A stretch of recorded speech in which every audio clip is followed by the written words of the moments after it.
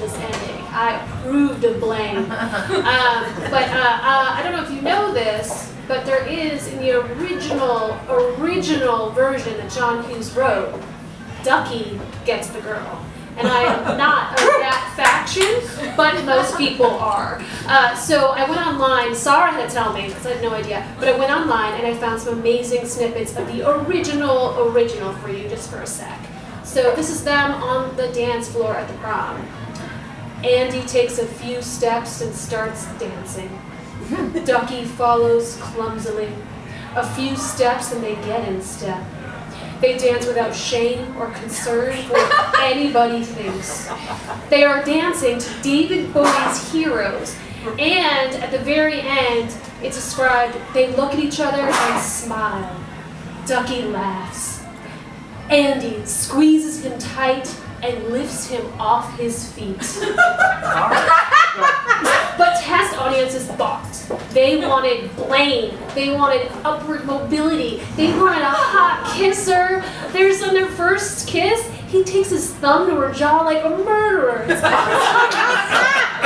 Anyway, my ending. Okay, so you may not remember this, but prior to the prom scene, she goes through depression, right?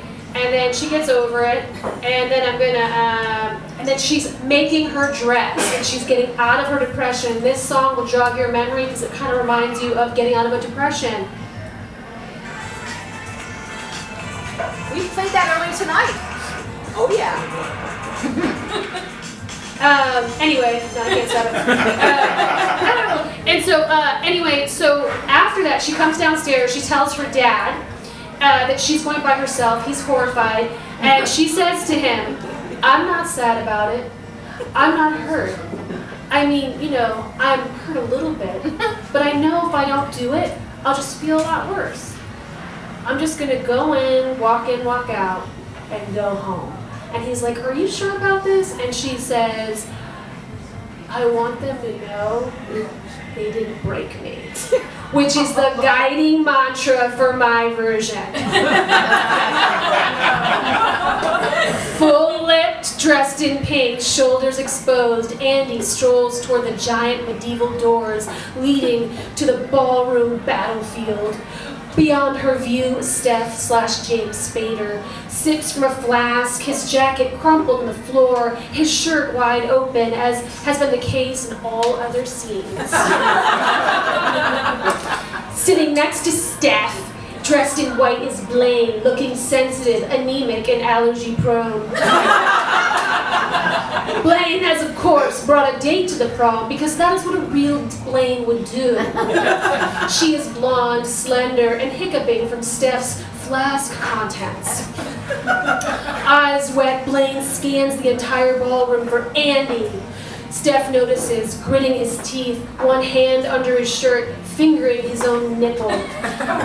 He says, she's garbage, Blaine. Nada. Outside, full-lipped, dressed in pink, shoulders exposed, Andy talks to Ducky, who has appeared on a staircase. She tells him he looks great. He tells her she looks stunning and volcanic.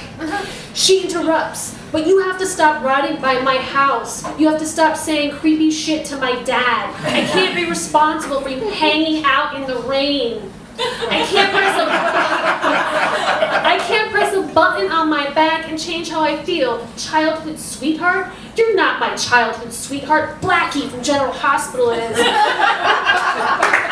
Or Radar from MASH, not you. Ducky adjusts his glittering bolero tie. Listen, you're right. It's just less work to fall for my best friends rather than find someone new in a nightclub or restroom. I get that, she says, biting her lip. I totally get that. They hug. Music suddenly blares. We are back inside the ballroom battlefield. We see Blaine ordering a Coke. We see Blaine washing his hands in the bathroom. We see Blaine listening to his date talk with measured force. The lyrics, if you leave, don't look back, I'll be running the other. And then Andy, full-lipped, dressed in pink, shoulders exposed, enters with Ducky. Blaine notices. Steph's roaming the room eating peanuts. He wipes his salt-coated fingers on his chest and wanders over to Blaine, who now has his hand around his date, feigning merriment, because that's what a real Blaine would do. Pointing at Andy, Steph says, "How did she find the $80 to get in here?" That's the limo, the acrylic nails, tanning alone would have cost her well over. Blaine says, "Shut up, Steph. She thinks you're shit. Deep down, you know she's right." Steph's lips part in disbelief. "You can't be serious. I'm handsome. I can wear my shirts open and closed. I'm 17 yet 38. I have a flask that's silver." Blaine, unnerved, darts away, and passing by Andy, he says into her ear, "Hey, how's it going?" "I'm fine." "Oh, if that's true, then I'm glad." She relents. "I'm not fine. I'm really worked up. I feel like hurting you. With glass or words, I can't decide." Delicately, Blaine says, "It's not you, it's me. I love you. Always." Andy pauses and says, "All right," because it sounds all right. It sounds just. That Blaine pined for her, that Blaine remember her for all eternity, full lip, dressed in pink, shoulders exposed, whether he be travel writing or just resting. He'll wonder if she went to France. He'll try to find her on Facebook, but it'll be fruitless. He'll drink wine in front of the screen, pass out, and awaken to search keywords he was using the night before, like redhead, vest wearer, best upper lip. No one will be able to console him. And by then, Steph will have died in a freak accident with spray starch. Still at the prom, on that battlefield, Ducky will say, "Andy, you're ruining a really romantic moment here." And she'll say, "With him? Yes. With me? It's as romantic as it gets." Later, after enduring 10 minutes, only 10 minutes of the prom, she will leave Ducky with Andrew Dice Clay at that bar where he bounces on Wednesday and Saturday nights.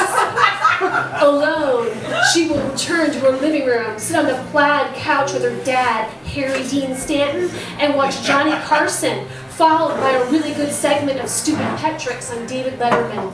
Together, they'll sip cans of Busch beer in their Hanes socks, and she will remain unbroken.